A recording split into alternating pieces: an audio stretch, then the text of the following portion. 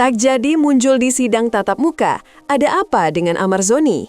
Jakarta Pusat, Kamis 4 Desember 2025. Nama Amar Zoni kembali menjadi sorotan. Kali ini bukan karena sidang perkaranya, tapi justru karena ketidakhadirannya di ruang sidang. Seharusnya, aktor yang terjerat kasus serius ini dijadwalkan untuk hadir langsung dalam sidang terbuka di Pengadilan Negeri Jakarta Pusat. Namun, rencana tersebut batal total. Padahal, pihak keluarga dan kuasa hukum telah menyuarakan harapan agar Amar bisa menunjukkan itikat baik dengan datang secara langsung. Keputusan pembatalan itu bukan tanpa alasan, dan publik kini bertanya-tanya, apakah benar ada ancaman keamanan atau justru status hukum Amar Zoni lebih berat dari yang selama ini diberitakan. Status high risk Amar Zoni ternyata bukan julukan biasa. Menurut sumber resmi dari Direktorat Jenderal Pemasyarakatan, Amar Zoni saat ini menyandang status sebagai narapidana dengan kategori high risk. Status ini tidak sembarangan diberikan. Dalam sistem pemasyarakatan, label ini diberikan kepada individu yang dinilai berpotensi mengganggu keamanan atau memiliki rekam jejak hukum yang berat. Bagi Amar, ini berarti dirinya dipandang sebagai tahanan dengan tingkat resiko tinggi terhadap lingkungan penjara, termasuk resiko pengulangan pelanggaran, bukan hanya karena kasusnya, tetapi juga karena statusnya sebagai residivis yang kembali tersandung kasus serupa. Satu fakta yang membuat harapan keringanan hukuman jadi semakin kabur. Apa maksud sebenarnya dari status high risk di Lapas Nusa Kambangan? Istilah high risk tak sekadar label administratif. Dalam konteks lembaga pemasyarakatan seperti Lapas Nusa Kambangan, status ini merujuk pada individu yang membutuhkan pengawasan dan pengamanan ekstra ketat. Mereka yang termasuk kategori ini biasanya ditempatkan di blok sel super maksimum, jauh dari fasilitas umum dan dikontrol secara ketat selama 24 jam. Tak hanya itu, aktivitas mereka pun dibatasi, bahkan akses terhadap program rehabilitasi pun diawasi ketat. Ini berarti kehidupan sehari-hari Amar Zoni selama di balik jeruji tidak bisa disamakan dengan narapidana biasa. Ia berada di bawah sistem yang mengutamakan kontrol, bukan pemulihan. Penjelasan dari Ditjenpas, tak ada perlakuan istimewa, semuanya lewat asesmen. Dalam pernyataan resmi yang disampaikan kepada media, juru bicara Direktorat Jenderal Pemasyarakatan, Rika Aprianti, menegaskan bahwa status high risk bukanlah vonis seumur hidup. Menurutnya, ada proses evaluasi yang berlaku untuk semua narapidana, termasuk selebritas sepopuler Amar Zoni. Kategori high risk akan dilakukan asesmen ulang setelah 6 bulan menjalankan pidana, ujar Rika di Jakarta Selatan, Senin 1 Desember 2025. Artinya, jika dalam waktu 6 bulan Amar menunjukkan perubahan perilaku yang signifikan ke arah positif, peluang untuk keluar dari sel khusus terbuka lebar. Namun perlu digarisbawahi, proses asesmen ini murni berdasarkan data, bukan popularitas. Syarat ketat yang harus dipenuhi jika ingin turun kategori risiko. Lalu, apa saja yang dinilai dalam asesmen tersebut? Rika menjelaskan bahwa perubahan perilaku menjadi kunci utama. Petugas akan menilai tingkat kepatuhan, kerjasama dalam program pembinaan, dan konsistensi sikap selama menjalani masa tahanan.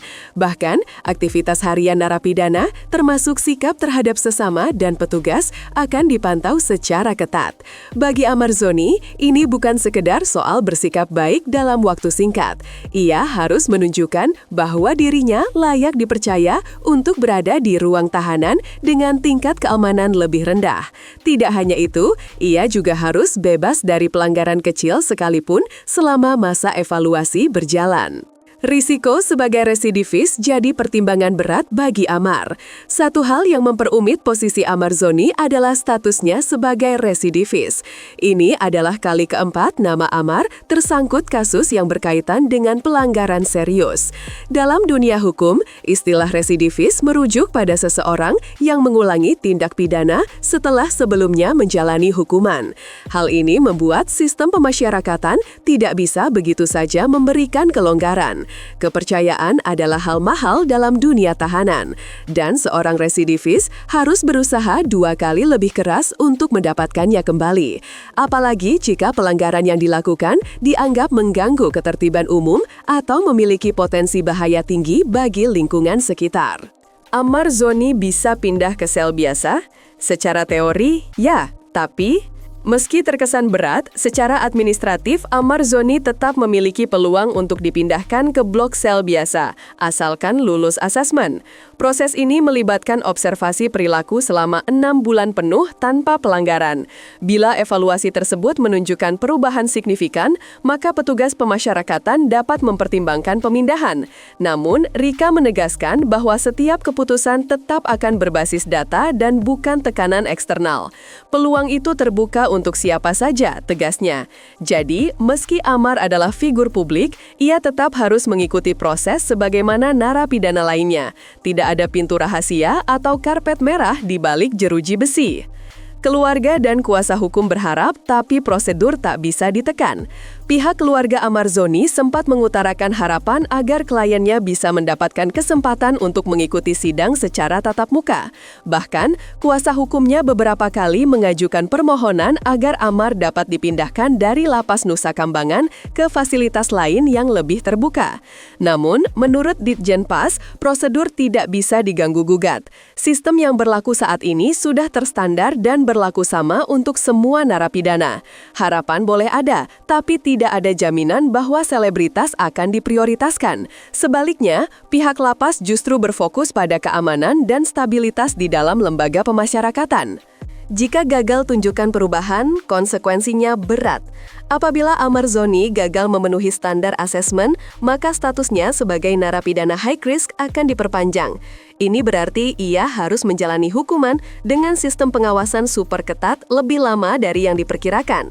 Dan bila terjadi pelanggaran baru di dalam lapas, baik besar maupun kecil, proses pemindahan ke sel yang lebih longgar bisa dibatalkan sepenuhnya. Artinya, kehidupan Amar di balik jeruji akan tetap di bawah pengawasan ketat hingga masa hukuman berakhir. Situasi ini membuat nasibnya benar-benar bergantung pada keputusan yang ia buat selama 6 bulan ke depan.